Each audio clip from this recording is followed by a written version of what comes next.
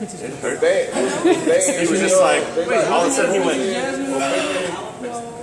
Yeah, I mean, Aladdin, yes, it was. they tell you that you're roasting in a bag, but actually you are steaming. Okay? Because when you trap in moisture inside of an environment, it becomes a moist environment. So technically, even though they've created technology to allow them to brown inside of a bag, but typically when you cover up and you trap moisture in, it's steaming. Okay? So from a French technical standpoint, it is not true roasting. Roasting is a dry heat cooking method. Okay? So now we're going to break our chickens down. Okay, they've been relaxing. Now one thing, you have something called carryover cooking.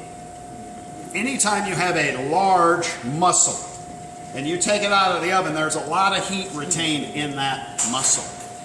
The temperature for a period of time, make sure you take your aprons off, guys, get in that habit. So you have to get yourself in the habit of understanding, okay, when you're using large pieces of meat, okay, a lot of heat is contained. So when I take it out of the oven, there's still a period of time when it's out of the oven that the temperature is going to rise before it stops, and then it starts to recede.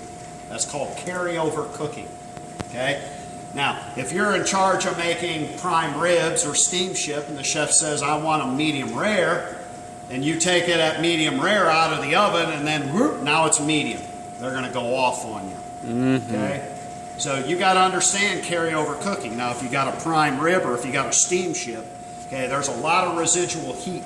So even in these little birds, the temperature is going to rise by 2, 3, 4 degrees, okay, before it stops and it starts to recede. So I know that chicken's got to get to 165, okay, at the thigh, okay, at the thickest area, in order to ensure that it is safe, okay, by sanitation standards.